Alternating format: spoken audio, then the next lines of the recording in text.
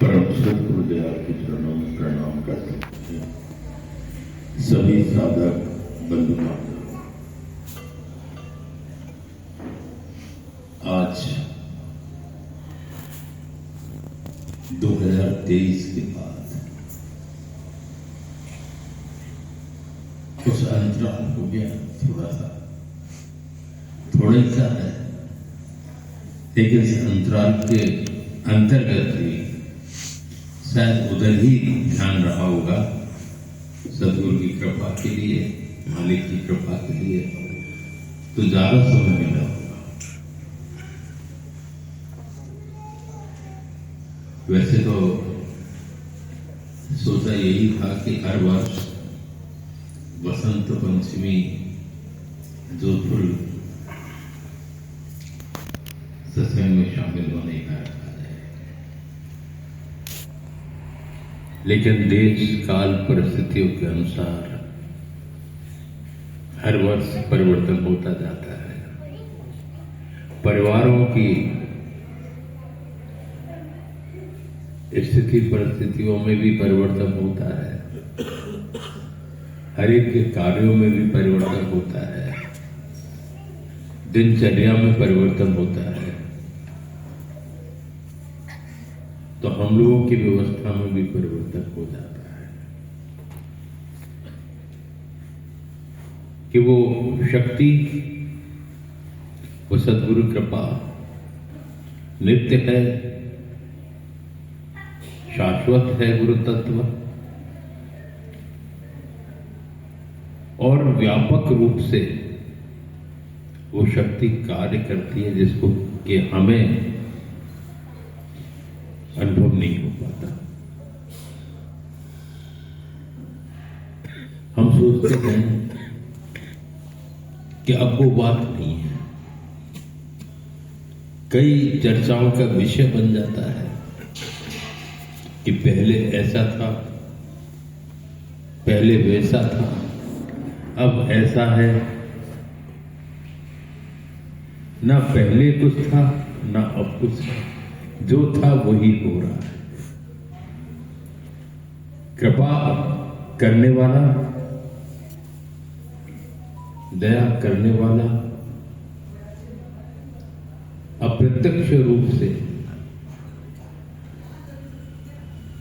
उस तत्व में विलीन होकर के भी और व्यापक रूप से उनकी दया और कार्य निरंतर चल रहे हैं। लेकिन हमारी मन की दशा उसमें बाधक बन जाती है। साधना के अंतर्गत साधना में अगर बाधा है, मन बुद्धि अहंकार जो है इसमें बाधक होता है। वो गुरु तत्व जो कृपा उनके द्वारा होती है, सदगुरु के द्वारा होती है, वो तत्व में विलीन होकर के भी और व्यापक रूप से कृपा की वर्षा करते रहते हैं। लेकिन हमारे अपने आवरण उसमें बाधक बन करके उनका अनुभव नहीं होने देते। ये क्षेत्र परम दयालु सद्गुरु की कृपा का है, और यहां तो विशेष वर्षा सदैव से होती रही है। उनकी सोचा भी नहीं था जब यहां हुजूर मालिक साहब का आवागमन हुआ, तो उस समय पहली बार जब आए तो कुछ स्वस्थ थे, दूसरी बार आए तो बहुत अस्वस्थ थे, लेकिन फिर भी हंसते रहते थे कई बार कई प्रसंगों पे। और जब कच्छ गया की स्थिति बनती थी, हम लोग सफर में जब चलते थे। गाड़ियां भी हमारे पास ऐसी थी कि थोड़ी चलें फिर बंद हो जाए, या कहीं ना कहीं स्थिति परिस्थिति ऐसी बनती थी तो हंसी आती थी कि ये भी उसकी मर्जी है। कुछ ना कुछ कारण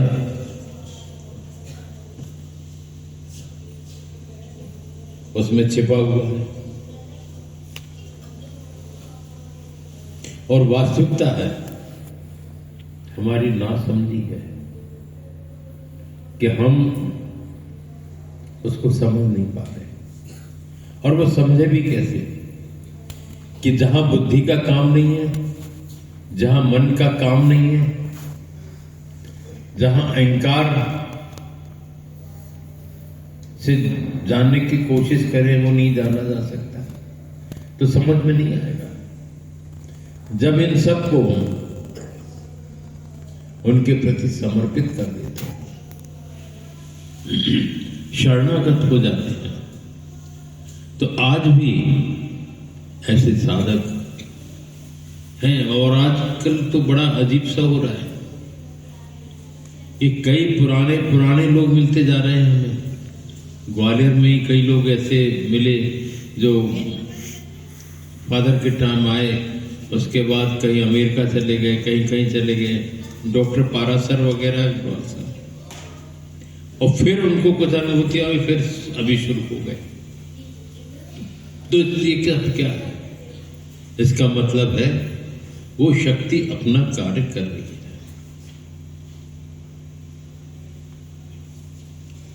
बिछड़ों को जोड़ रही है,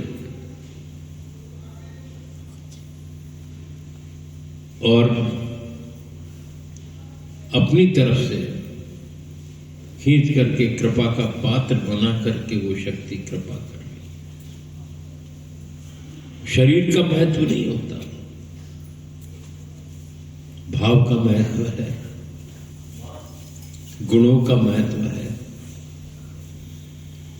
हमारी श्रद्धा और विश्वास और समर्पण का महत्व है। समर्पण माने समर्पण, तो निश्चित तौर पर उसकी कृपा स्वतः मिलना शुरू हो जाती है, अनुभव में आने लगती है। जब तक श्रद्धा पूरी तरह उनके साथ नहीं जुड़ती है, हम अपनी नहीं कह रहे हैं, उनकी कह रहे हैं, जिनकी कृपा हम लोगों पे, हम पे भी बरसती है, ये सब पे बरसती है। और वो चाहे जिसको निमित्त बना दे। जब पानी का स्रोत कहीं होता है, नल के माध्यम से हमें पानी मिल जाता है,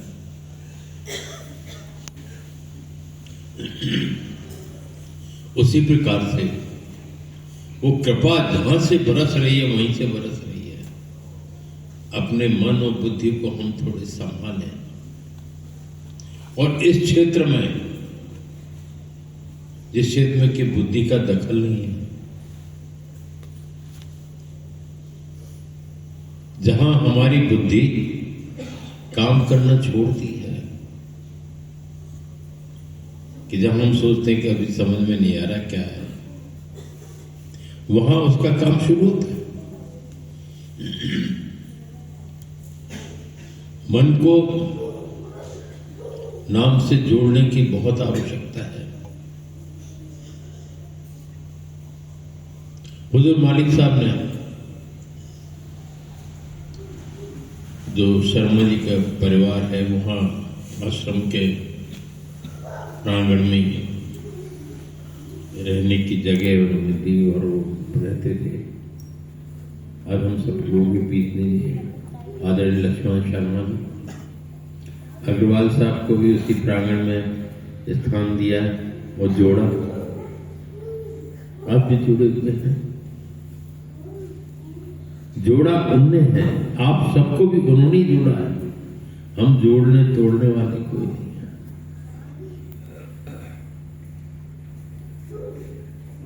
उन्होंने जैसी कृपा की है उसको हमें समझने की जरूरत है। और हमें तो एक ही चीज ऐसी ध्यान है कि आदित्य लक्ष्मण शर्मा जी को आदेशित किया गया कि धुन किया करो, चाहे कुछ हो जाए, वो सुबह उठे चाहे कोई साथ में है या नहीं है, अकेले धुन करना शुरू कर देते थे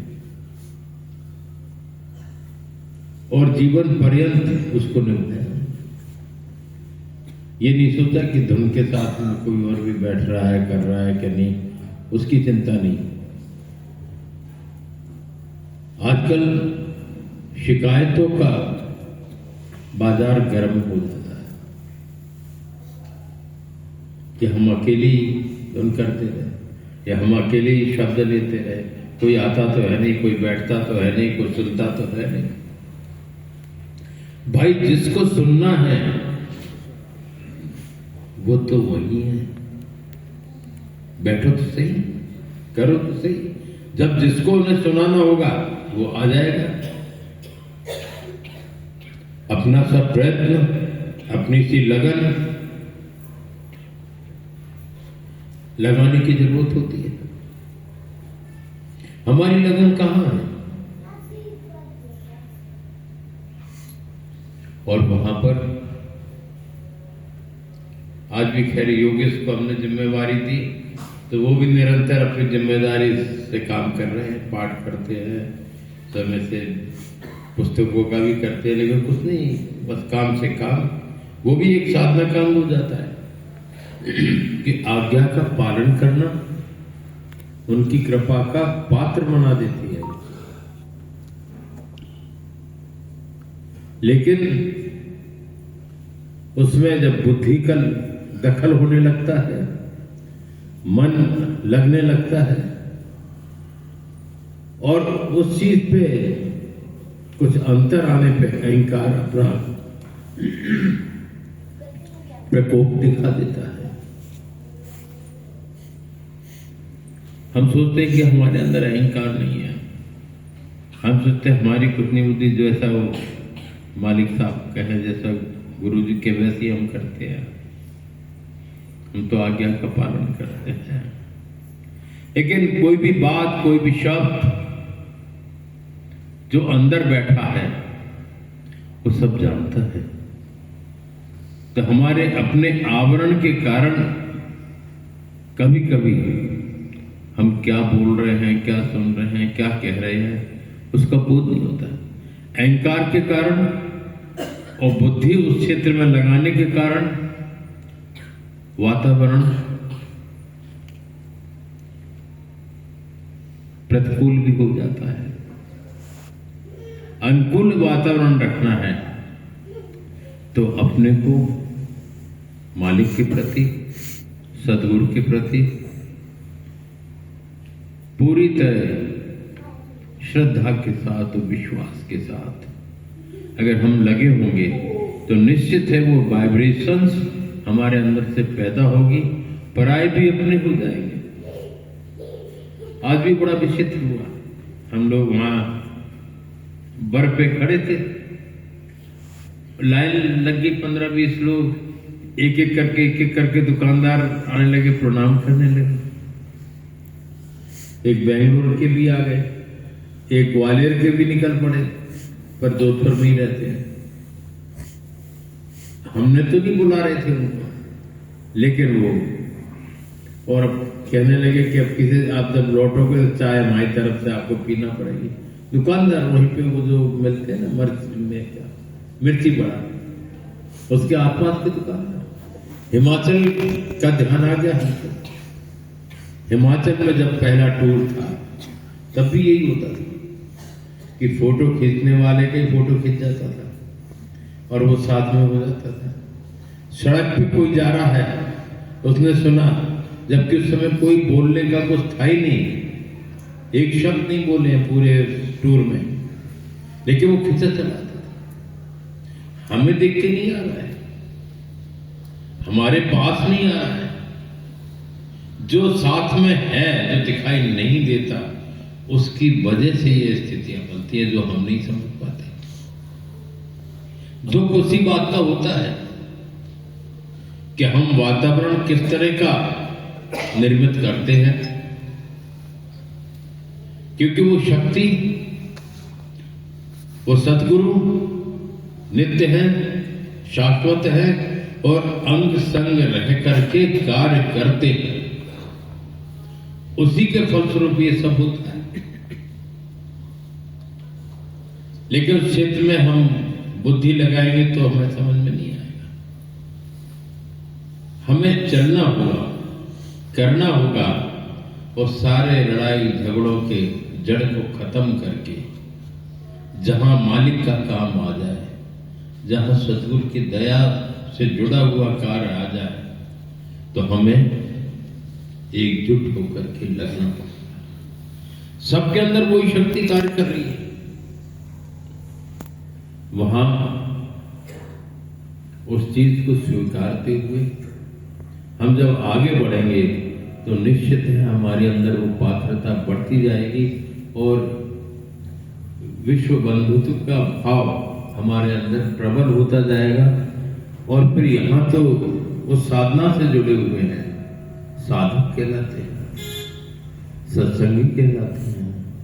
तो हमारे अंदर तो और ज्यादा वो चीज होना चाहिए और एक उदाहरण पेश होना चाहिए कि फलाने मालिक से, फलाने सतगुरु से हम जुड़े हुए हैं, तो हमारे अंदर एक भाईचारा, एक प्रेम का वातावरण इतना है कि जो मिसाल हो। कटुता या वातावरण में अनियमितताएं,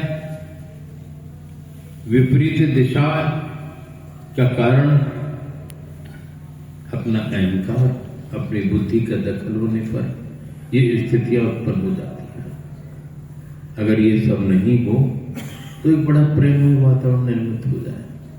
उस समय आते थे जब जोधपुर, तो बड़ा कीर्तन चल रहा है, भजन चल रहा है, हम लोग बैठते थे, सब लोग, हम भी श्रोताओं की श्रेणी में थे।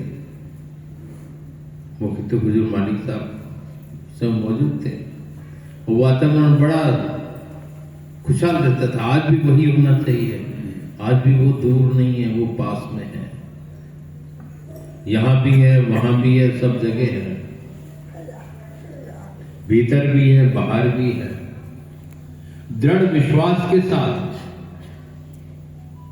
श्रद्धा की दृढ़ता के साथ उसको स्वीकार करें, ताकि हमारा जीवन जो हमें मिला है वो सफल हो सके।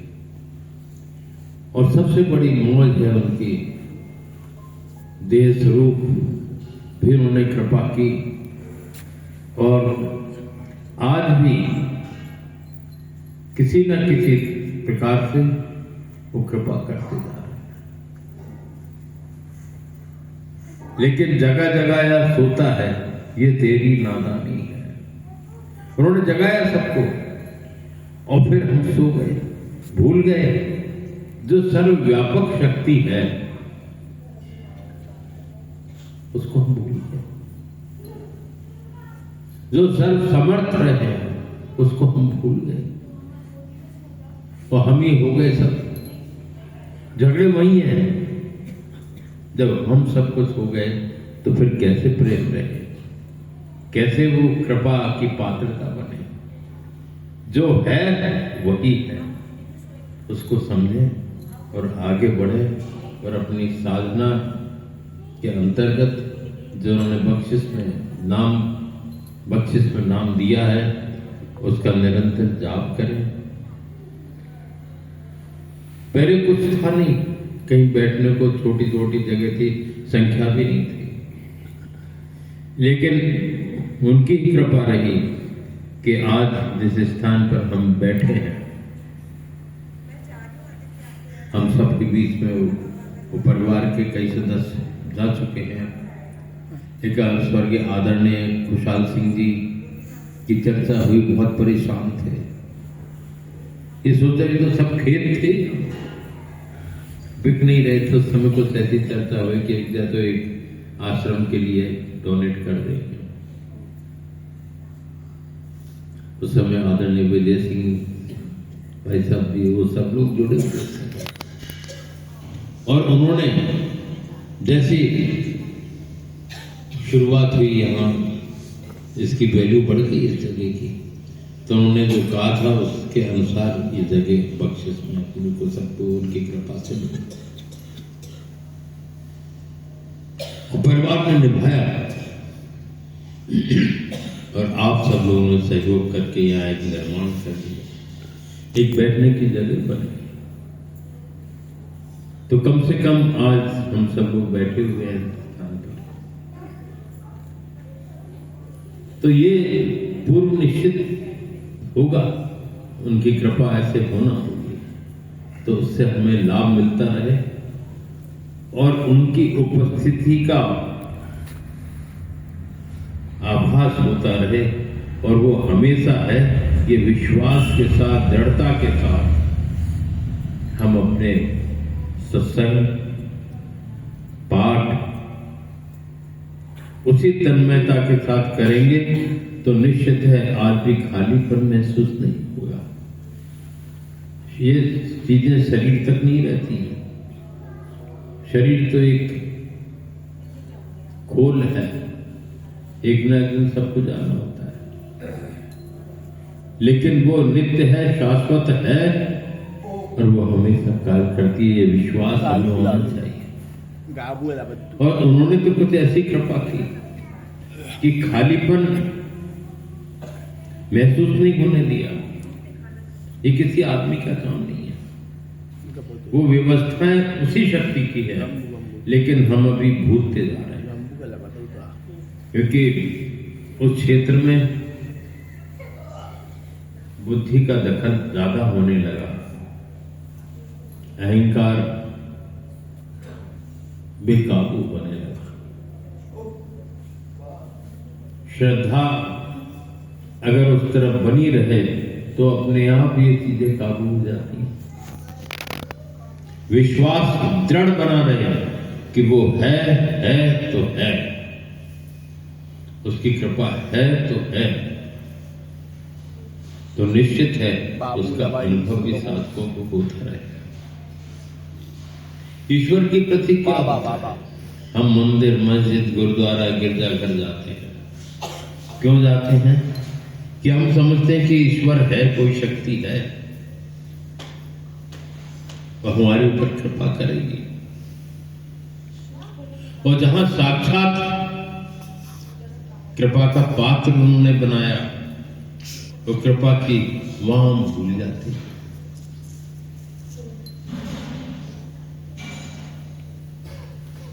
ये विज्ञान जड़ पर निर्भर है और अध्यात्म चेतन पर है, दोनों में बहुत अंतर है। ये कहीं भी फेल हो जाता है।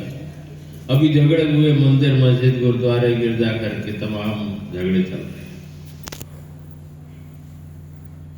और उसी में आदमी लगा हुआ है, अपने अंदर की दशा देख नहीं रहे। जो मंदिर उसने कुदरती हमको दिया है, जो घर कुदरती हमको बना रहने का बनाया है, इस दिल रूपी मंदिर में उसको नहीं बिठा पा रहे, ईंट और पत्थर में उसको ढूंढते हैं। जहां भी सदगुरु की कृपा रही है, जहां भी मालिक की कृपा रही है, जहां भी महापुरुषों का आवागमन रहा है, उन्होंने प्रत्यक्ष रूप से कृपा करके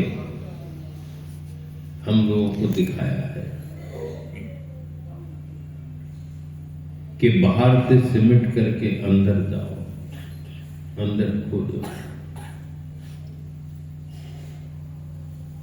और लोगों को अनुभूतियां होती है, आज भी होती है, खींचते हैं लोग, वो मैग्नेट है, अध्यात्म चुंबकीय शक्ति है। और वही कारण होता है जो तत्व नित्य है, शाश्वत है, उसका उदाहरण है कि वो अपने आप ही लोगों को खींचता है। किसी शरीर की ताकत नहीं, किसी एक को अपना बना ले, नहीं तो सभी लोग सबको अपना बना ले और भीड़ हो जाए सबके साथ ही। लेकिन ये कार्य जो जिसको निमित्त बनाया जाता है, उसके साथ वो अंग संग रह करके कार्य करते हैं, तब ऐसी स्थितियां बन जाती है। और सहज में सोच के नहीं बनती, वो सहज में अनायास ही बनती चली जाती है, क्योंकि वहां उनका अपना कुछ नहीं होता है। जो भी कुछ होता है उनका होता है। जब उनका होता है तो वो स्थितियां बनना है। परम गुरु सबकी करे समान, काहू विद जासे संबंध होय जी, ऐसे ही कुछ है वो शब्द। गला गला मतलब वो जुड़ा भी नहीं है। अगर उससे कुछ लोग जुड़ गए तो उनको भी वो अपना लेते हैं, उन पे भी कृपा कर देते हैं। उनको पता है, उस शक्ति को मालूम है। पहले एक सज्जन आए थे बर्मे, अभी आते समय रुके था, कैप लगाए हुए एक आए, वो उस मोबाइल के काम की दुकान थी। बड़ी मतलब श्रद्धा हाथ जोड़ के इस संतों के दर्शन बहुत मुश्किल से होते हैं। आप तो नहीं, तो कुछ नहीं। वो मालिक फिर कहने लगे मैं राठौर हूँ, तो मेरा एक पेट्रोल पंप है और एक गैस की एजेंसी है, और जो दुकान पे थे वो छोटी सी दुकान थी, पर मैं इसी से सब हुआ तो यहाँ पे वो कार्य कर। तो हमने भी अनायास कह दिया, हम भी राजा बताए सहज नहीं। तो वो कहने लगे तो हम समझ गए थे कि जितने संत महात्मा अवतारी पुरुष हुए हैं वो क्षत्रियों में ही हुए हैं।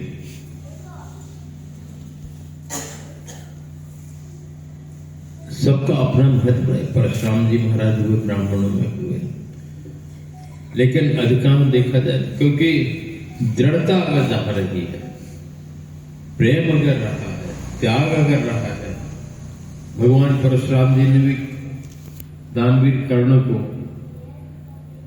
उनकी कठोरता के कारण पहचाना कि ये ब्राह्मण नहीं है, क्षत्रिय है। तो उनको तब शाप दिया था कि जब तुम्हें इसकी विद्या की आवश्यकता होगी उस समय तुम इसको भूल जाओ। तब अर्जुन के द्वारा तो सत्य पे आरूढ़ रहना, और क्षत्रिय, ब्राह्मण, वैश्य या शूद्र कोई जाति विशेष का नाम नहीं है। गाबू ये कर्म के ऊपर निर्धारित है। वैसे तो ब्राह्मणों को क्या है, ब्रह्म जानाए थे ब्राह्मण, जो ब्रह्म को जान लिया जिन्होंने वो ब्राह्मण है। वो कर्म अगर अच्छे हैं, बाहुबल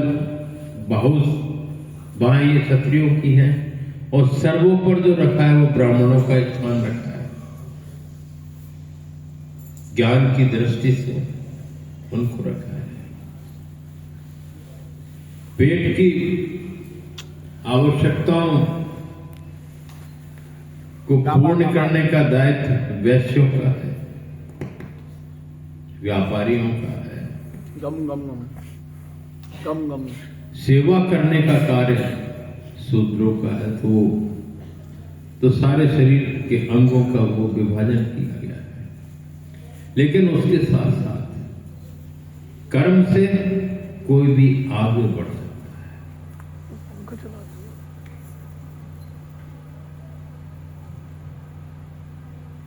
और उसकी कृपा का पात्र कोई भी बन सकता है। और ये साधना तो इन सबसे परे है, सबको लेके चलते हैं। तो हमें तो साधकों को चाहिए, अगर एक अंग भी, जैसे पैर में कोई फ्रैक्चर हो जाए, विकलांग हो जाए, तो जीवन निर्वाह बड़ा मुश्किल हो जाता है, जीवन यापन मुश्किल हो जाता है। पेट का भरण पोषण नहीं हो पाए तो बीमारियां लग जाती हैं और परेशानी पैदा हो जाती है। हाथ अगर काम करना छोड़ दें तो भी वो कोई भी सेवा कार्य या कुछ भी करने में असमर्थ हो जाता है। बौद्धिक बल ना हो तो दुनिया में चलना मुश्किल हो जाता है। येला तो इन चारों अंग की व्यवस्था एक दूसरे के पूरक है, सबकी आवश्यकता है। और फिर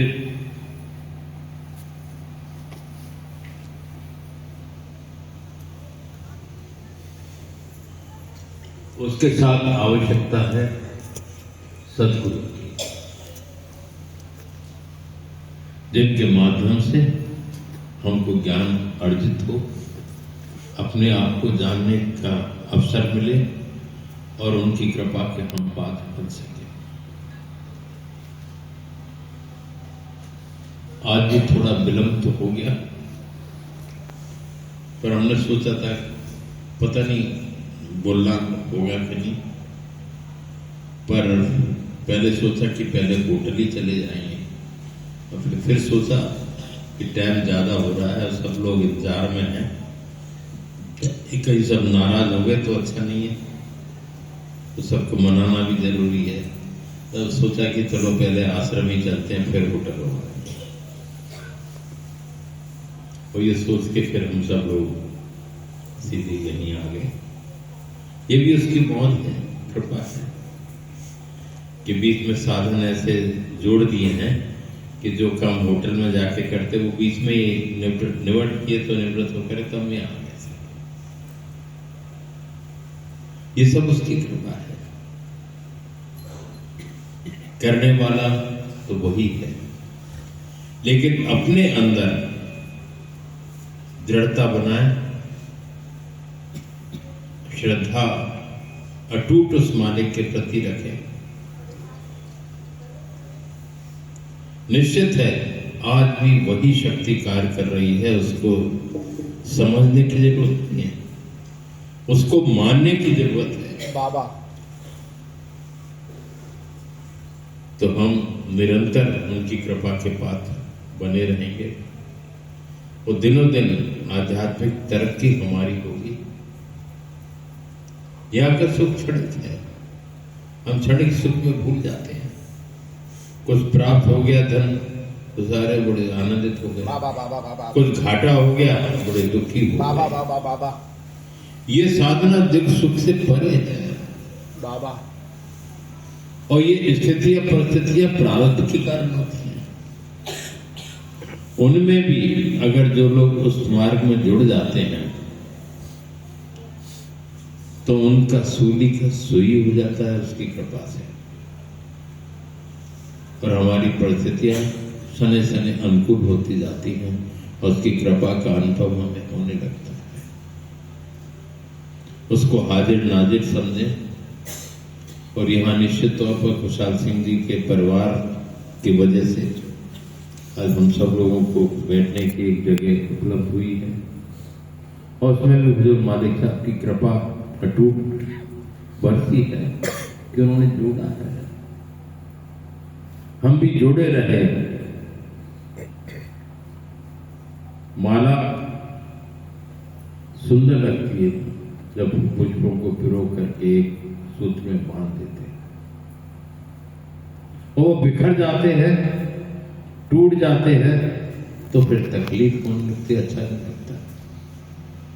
तो जब उन्होंने उस माला के सूत्र में हम सबको बांधा है तो कोशिश ये करें ज्यादा से ज्यादा कि हम सब लोग बने रहें और उनकी दया के, उनके चरणों के, कृपा के पात्र सदैव बने रहें, और ज्यादा से ज्यादा उनकी कृपा हमके ऊपर बरसती रहे, हम लाभान्वित होते रहे।